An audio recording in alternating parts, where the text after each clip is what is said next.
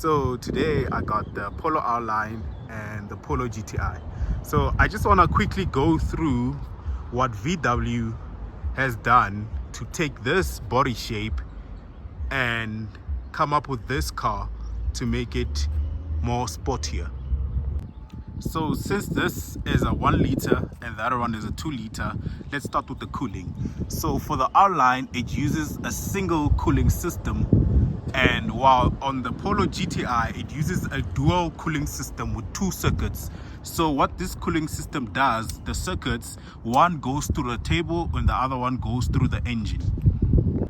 Coming to the wheels is that both wheels, when you look at them, they might look the same, but there is slight differences. So let me explain the differences. One difference is that the Polo GTI comes with the torque vectoring system, and it also comes with an XDS, which helps with the traction, while the R-line doesn't have that. VW also implemented bigger brake pads, brake disc than the R-line, and also bigger brake pads to help you stop much better. As you can see, the brake pads are not the same. Another thing that I can't show, if I want to show it, I need to strip the car, but the Polo GTI comes with stiffer bars, suspension bars. So what they did is they made the suspension stiffer, and they put thicker stabilizing bars to reduce the body roll of this car. And as well, I'm not sure if you can see in the camera, let me walk around so I can just demonstrate, is the Polo GTI is sitting a little bit lower than the Polo R-line. Both cars do show like an aggressive grille, even the Polo GTI, but I think that the R-line has a better grille with the gloss blacks. Not sure why that VW decided to make the Polo GTI more of a matte black.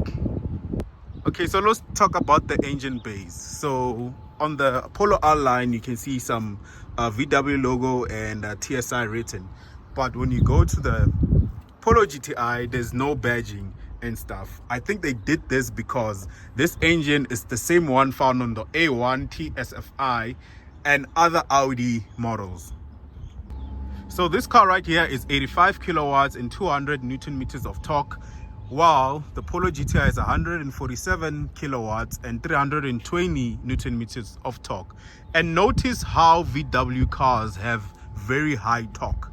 So in this segment, there's no other car that has more torque than the Polo R-line. Also, another thing to note is that the battery on the R-line is at the front, right?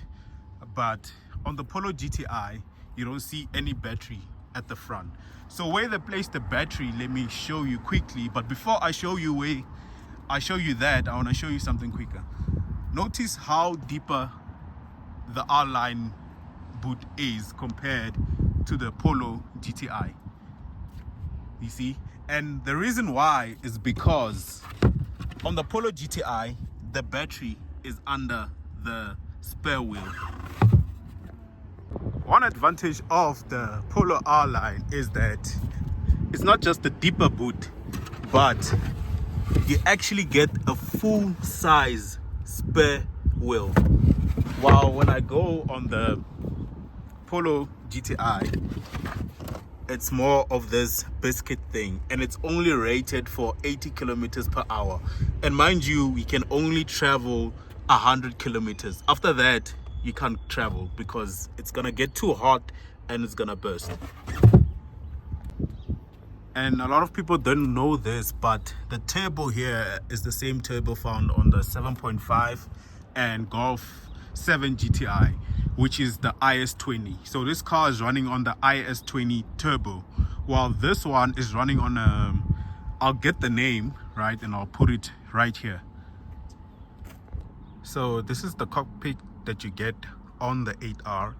It looks exactly the same as the one found on the GTI. The only difference is the steering wheel. So on the Polo GTI, I'll show you after, you get a much sportier steering wheel than this one. Now here's how to tell if you're in a GTI by just looking at this section only. So number one, on the GTI you'll get a traction control button. On the R-line you don't get a traction control button. And number two, you'll get a mode selector button. You don't get a mode selector button on the R-line. It is definitely a really nice interior. I mean, this is really well put together. VW did the things.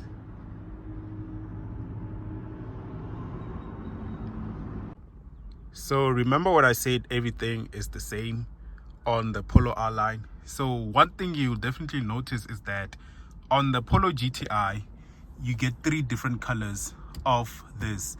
If it's not 3, then it's 2 different colors. So you get a gray one and you also get a red one, this King's Red, and also on the gear lever and this right here. And here's your traction button and the mode button.